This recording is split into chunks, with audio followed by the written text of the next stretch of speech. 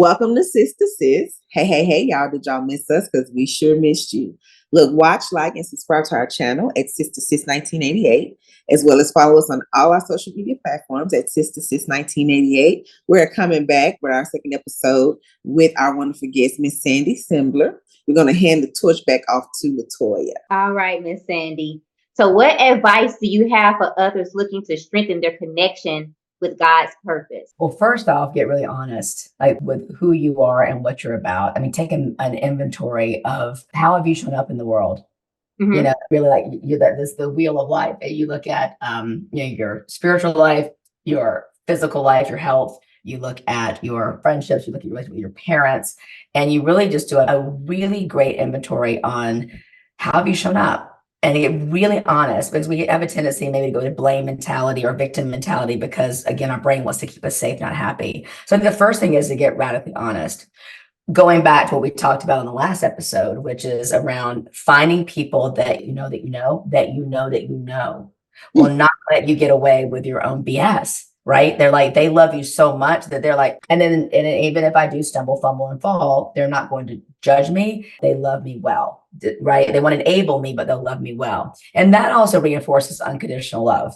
Unconditional love is also one that it does have boundaries, right? Mhm. So I think stepping into your purpose is to slow down, like really slow down and go back to those basics of joy, that childlike joy. Can you actually embody more of the sensation of what your purpose is going to feel like when you share it with the world? Not just your experience, but how do you want to impact the world? How do you want them to feel? And you reverse engineer it from there. So can you tell us about a specific challenge you face in maintaining a sisterhood while staying true to your commitment to God's purpose? Oh, yeah. I got to say, the pandemic was fascinating. How it seemed to, I'm going to say divide church and state, no pun intended here, right? But it's like where people either they were pro or not pro, believed COVID was real, whatever. And it was amazing seeing how people just fell away. It was like a cleaning out of the muck. I can also tell you too, for me, after I had the intervention with Tony, I've always been someone who's been a seeker. I've always been someone who's been somewhat of a black sheep because I'm willing to say the things that most people won't say. And so I can tell you that there was a lot of women who didn't understand my journey. They didn't understand what I was going through, and they didn't want to understand because what happened is it was a reflection of they'd have to look at their own stuff. And so that was when I was going through, it was a hard time after that intervention. My whole world just turned upside down. And these longtime friends of mine, I mean, just bailed. They didn't know what to do with me. And it was challenging. And it really made me question my faith, question who I was, question, because the survival part of me wanted to go back to the old so I could still be accepted by them. But then Mhm. realizing they weren't really the stage 3 friends that are willing to like walk the walk with me. And so I send them love. I send them love and forgiveness. But boy, was it hard. It was hard. And if you really believe, that everything happens as it should, and we couldn't have done it any other way, that this is the way God wanted it to be, and He always makes everything good. I mean, it sounds so true because we know it's true. But when you're going through it, you're not thinking that. You're thinking this hurts. And so Mhm. for me is to be able to show up and just show up and show up again and show up again and show up again. I think the thing for me too is I recognize how I didn't have a lot of boundaries, that I was so hungry because of my mother wound, for which falls into sister wounds, right? That Mhm. need for approval, that need to be loved, that need to be accepted. Boy, it was a big one to overcome for sure. But it has helped me step into a whole different woman. I mean, as I'm here. So it's a fascinating space because I don't care. I'm 52. And I think some of the meanest girls I've ever been around were probably those at Bible study who just catty. And we were talking about it last night with some friends. And I said, I don't think I've ever felt more judged than I in, can see that though. yeah. I mean, especially if you're somebody who is, it's okay not flying under the radar, is willing to ask the hard questions. That Mhm. is, I remember I was the first person that got a divorce in our neighborhood. And it was, you would have thought that I was like Satan's spawn because all of a sudden I'm like the only person there that had gotten divorced. Now I have gone back and I talked to some of these women back then, but what it did is it made them realize that people do fail And Mhm. so they didn't want to look at their own stuff. So I think that if we just show up in our best light, the best thing we can do is be a reflection for others. And if we rock the boat, we rock the boat. It's in how we do that, though, is where the sovereignty lies. All right, well, we'll move right on along. What role has vulnerability played in your journey, and how has it strengthened your connection with other women in your life? Well, I think if you take what I believe, which you feel to heal, you have to feel to heal. And to feel to heal means you're automatically going to be feeling there's vulnerability there, right? And I think when I open up my heart and I allow myself to feel the sensations of pain and joy and excitement and pleasure and bliss, even embodying what abundance meant to me, awe and wonder, right? It opened the door to me feeling a little safer to be able to express myself even more. Again, this was a practice because I was not raised this way. I was raised Southern Baptist. I was raised in the space of, it was very, there was a lot of limitations in our household. And so, and my dad left when I was really little, and I was fumbling and falling and figuring things out. So vulnerability to me was foreign. It really took me having my heart broken enough and realizing, like, how am I the common denominator in these relationships? I mean, all relationships, not just with partners. Mhm. And then how can I get radically honest? And when you're radically honest with yourself, go back to what we talked about with purpose, then it's almost impossible not to be vulnerable. Because once you start sharing your heart from the heart, the people that are supposed to stay in your life and be drawn to you will stay and come. Ones that can't, they're like, get away. And that's okay. We have to be willing to let people go and know when to let go. I mean, how many of us have been holding onto the bumper metaphorically to a car of, a job, a partner, a friend who wants to like break up with us? We're like, no, you can't go. And really what we need to do is just let go. But that's sometimes the hardest thing to do. It is. Yeah, right. It's great. Surrender feels like it should be so easy, but it's one of the hardest things to do because it means we're really letting go of control. And, I'll just take a second and share. I remember one of my mentors, again, have mentors in your life and people that will call you out in love. And that's why I love mentoring women, because I have this gift of seeing women where they are going as if they're already there. And then I can breadcrumb them to help them get there. And so I just gotta leave it. I'll leave that there. I think that there's so much to be said for honesty. There's so much to be said for what I see in you. If y'all were in my women's group, for example, and we did an eye gazing practice, we don't even have to know each other. And I could put it even through Zoom. This was fascinating about COVID. We could do an eye gazing practice.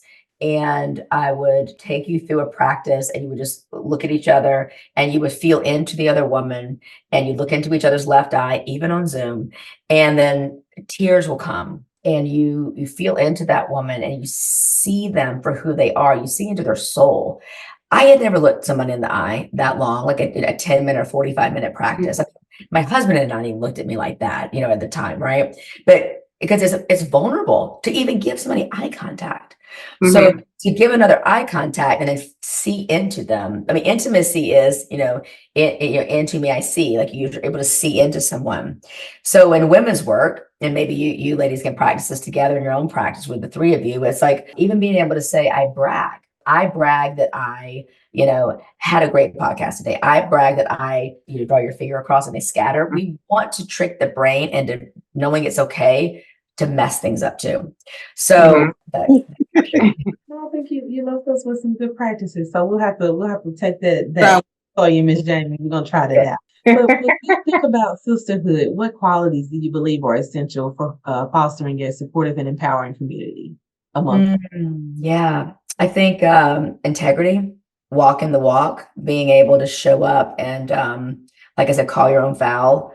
I think it's important there's a lot of women's groups out there, and I mean, a lot of networking groups and women's groups and all different, not necessarily faith-based either, but I can feel authenticity, and I don't want to be in the room with people, and I'm not judging them. I just know time is valuable, and I know my energy is valuable, and I know I'm better served if I am in rooms and spaces like with you ladies, where there's curiosity, and you're curious about me, I'm curious about you. And knowing how to ask questions, knowing how to give feedback, genuinely caring about the other person.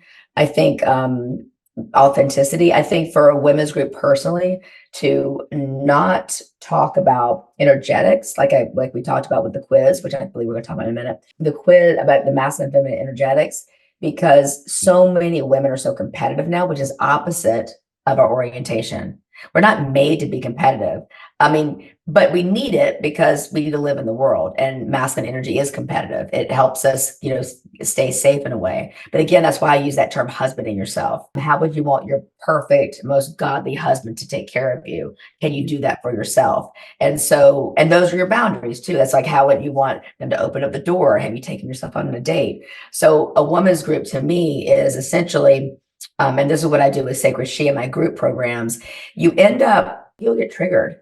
And then I teach you how to work through those triggers and have the hard conversations, because that's where the depth is, right? The depth is where the cracks are, and then the light shining through. So I think the best thing is that how much do you want to play? And there's got to be play. And to me, that's how because I've been in enough women's groups to know I was bored to tears. And I know the ones I love the most is when I'm feeling a connection to God, to source, to something bigger than me, and that we're folding in. And how can we actually, again, become the best version of ourselves so it ripples out? And the best version is not perfection. It's actually being willing to show our vulnerable, our scars. And are we willing to be a reflection and hold space for another, without an agenda? We all three actually took the masculine feminine quiz and just wanted to know, what was your purpose for creating that quiz? Well, again, the energetics are not gender specific. Just because we're women, just like I mentioned about my intervention with Tony in the other episode. I mean, I was a woman. I think I'm an attractive woman. I was, engaged at the time whenever I had my intervention with Tony. And I was like a dude. I mean, I was like and I was just, I didn't realize how pissed off I was at men, and I didn't realize I was emasculating my own son. And, so I have this course called Sacred Respect, which is really 30 days to shift your relationships with the masculine, not just men, but the masculine. It can change your relationship on a dime, because you learn how to really start edifying and appreciating men. But it starts with tapping into your own feminine, also healing your own masculine. So the creation was simply to get more women. I think it's been like over 10,000 women who've taken that quiz so far in the last few years. So it's like to teach, to get them interested, because once we have awareness, then we can, then we can start changing. And so to me, it was, I feel like I'm pretty versed in a lot of things that I had no idea. I thought it was just men and women. Like, I didn't understand the energetics. Now it's pretty common out there in the world, but I wanted more women to have access to that. And it just starts a conversation. I have a free women's group on Facebook that people can join. Of course, follow me on Instagram and all the things, but there's a lot of free content out there. And just getting into my mailing list like that, because once you take the quiz, you get the results, and then there's practices. And then, if you took it, were any of you surprised by your results? No. I was. But what would you say to women that fall more into the masculine category? Oh yeah, just like me. That was me. I would say we would do an inventory of like, how are you showing up, in all different facets of your relationships, and that drive that you have. Like I mentioned, that when I first started doing this work, that drive, where is that coming from? I'm not saying you can't be driven. I'm saying that, can we bring more of the fun and the pleasure and the experience versus just the doing? The feminine is about being, the masculine is about doing. An inventory with each woman that comes and works with me. And then we dissect it. But at first off, it's like, are you truly fulfilled? Are you truly fulfilled in your relationships? Do you feel, and just maybe at the mountains or at the beach or as a city landscape, everybody's is different. And when you get that, capture it, take a mental picture of that in your mind. Again, think about this, the brush strokes. God did this just for you. And in a second, I'm going to ask you to open your eyes. But when you open your eyes, I want you to open them so slowly, as if it's like a heavy night's sleep and you're all that sleepy and your eyes are glued shut. I want you to open your eyes so slowly, like you are about to embark on the most beautiful sunrise or sunset that God did just for you. Close your eyes. And so it's not going anywhere. But when you open your eyes, again, remember that childlike wonder, that childlike faith comes with not questioning anything, but we just believe it. And so if you could be with awe and wonder and the devotion So when you open your eyes on the count of 3, open them so slowly and then just follow my lead. Like 1, 2, 3. So slowly open your eyes. And as you open them, see the masterpiece. See what God painted for you. See it, like see it. And what would you do if God was like right there, like, but I did this for you? Would you fall to your knees? Would you smile? Would you cry? Would you dance? Would you like give a squeal? What would you do? And if you can show up in life like that, life gets really exciting. And you can make art out of the mundane, right? Even washing dishes can be something that's very artful and super fun. There's such a beautiful way to communicate and to be able to be expressive and understand. A lot of women won't like this, especially a masculine woman who, like, with a feminine woman like myself, who talks a lot and uses her hands, and I don't always get right to the point. We call that a meta report, by the way, in the work. And that's why, and a meta report is when we're in our masculine, for example, we go right to the goal. I go to the grocery store, I need to go get a can of beans. I'm going to go beans. But if I'm in like my feminine space, like I'm going to actually get up and I'm going to go, beans. These do I want, right? And I'm like slowly, it's a whole different way to grocery shop, that's for sure. But how can you bring more pleasure in? So just understand the more that you tap into your feminine, you're probably going to irk some of your more masculine friends. Like, get to the point. Can you get to the point? Get to the point. And that's just a good reminder just to slow down, like slow your roll. Again, easier said than done. And also depending where you live. In the South, a little easier to slow down, up if you're living in the city, maybe not. So that's why I say there's a transition period, especially if you're working and your partner's working, even if you work out of your own home, there's a transition period that women need, just like men do actually, like 30 minutes. And so even on that drive home from work, can you have a playlist that drops you back in your body? Can you even have like a sheepskin or something squishy that you sit on the way? Can you have like perfume or something, a piece of chocolate that's putting you back in your body that you remember, like, okay, I don't need to be CEO right now. I can actually be, mom, or I can be lover. You can even invoke your partner and just say, ask them to run your bubble bath or, something like that. That will, God bless you, that will bring you back into the body. And there's a transition period because women will always do more. We always will. We have more energy. We have diffused awareness. We can know, where the pacifier is. We can know we have that file we need to do. We know we have to send out the Christmas invitations. We know we have that deal we need to write up but in the masculine role, we're more single focused. Women, though, however, we actually are able to do it all. We're just not necessarily supposed to. And that's the thing is I'm not saying women shouldn't be out there in the workforce because I love what I do. I'm on purpose. However, I can tell you that if I was to do it all over again, like in my early 20s, I would slow down and recognize, like, why am I actually doing this? Mm-hmm. Is it something, if I live my life in hindsight, if every day I go to bed and I'm like, how did I live? How did I love? How did I matter? If you know at the end of the day, you're going to ask those 3 questions. And how did I serve? Would you show up differently? I mean, the answer is probably yes. If you knew you were going to be asked those questions, you're going to ask yourself. So again, it goes back to accountability. So yeah, the quiz just allows us to have a bigger bird's eye view so we can get deeper in the body and get people curious. If I can get women just curious, again, the way we were as little kids, the better we are. We need more men, by the way, that actually are in touch with their feminine heart. We need more men that are have healed their own feminine wounds, right? And so that way they can show up with, like, we have more heartfelt leaders. And we need more women to think they don't need to compete. In fact, us being the minority is actually our biggest asset because we stand out, because we are, right? So we have to flip the limiting beliefs on the lid. So, yeah. So what do you say to women who score feminine and not masculine? What does that say about them? So the feminine traits are you're whimsical. The feminine is light. The feminine is energy, right? Super Bowl's coming up on Sunday, right? And so a woman will say to me with her partner, I can't get him to take his eyes off the screen. I can't take his eyes off the phone.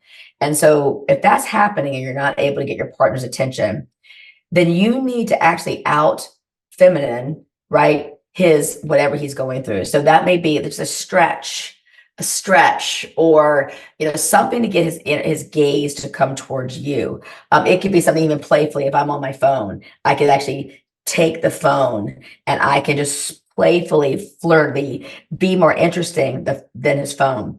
So if the feminine just means that you are, right? It's so different. Like, get off your phone. You're always on your phone. Don't you think you look at those cheerleaders? I mean, but I promise you, if you sit in front of the coffee table and the TV's here and you just slowly stretch and you make a little never fails. I'm telling you, the last thing a man wants after coming home from work is to sit across us and Zoom Redwood.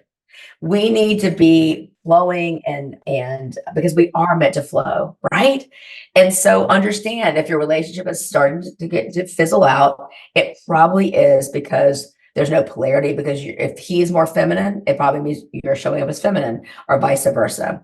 So I think the feminine trait is knowing that you're energy, knowing that you're light, knowing that you're creative, knowing that you're meant to slow down and really be in pleasure. And I don't mean hedonistic pleasure. I mean more of like, if I'm drinking this bubbly orange drink and I'm drinking and I'm paying attention, I drink it.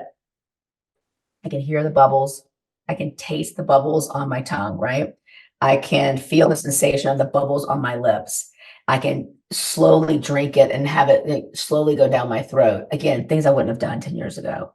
Oh, I just had the water. But like we said in the beginning, how can we make everything a devotional practice, including how can I drink my bubble water? And life becomes really exciting. And so we're not looking for the next vacation all the time. We're like, I'm going to have an amazing experience drinking this bubble water. So that's the feminine. The feminine finds the love and joy. The feminine in men, for example, when they're playing with their kids, taking a bath, or they're running around outside, right? You know, we love men who have feminine energy. We think that we don't. It's that mama energy that we don't want. We don't want them. We don't want a mama's boy, right? We want a man who's willing to like stand on his own 2 feet, right? We want someone who will pick up the tab. We want a man who is willing to say no. I mean, I am like, right? We want a man to say no. Yes. There's a lot about saying no, because I mean, I'm feeling the four of us are strong women. And if I think I can like get away with murder, I probably will. Why? Not because I'm being bitchy, but because I need to know I'm safe. Because if he's not going to, and I mean, this is also with parents, if they're not going to keep us safe and they don't have our back, then primarily we're going to be like hyper vigilant. Hypervigilance is a very masculine trait.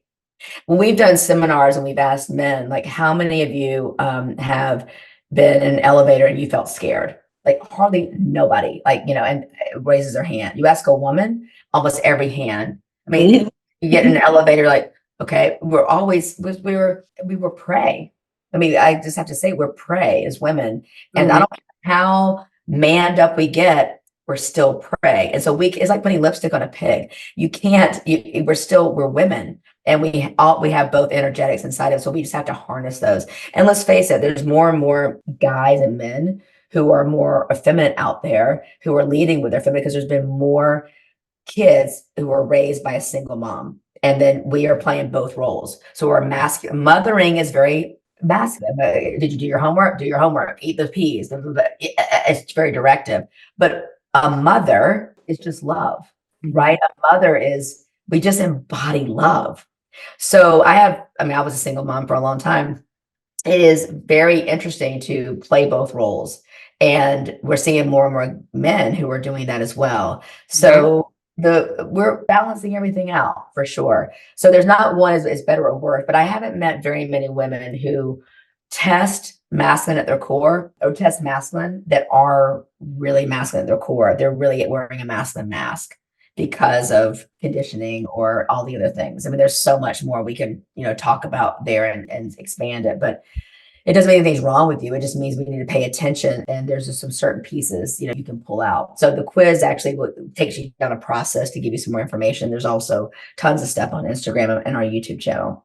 It has been great speaking with you here today, Miss Sandy. But I do have one last question. So if someone is interested in joining the Sakredshe, what does that look like for them?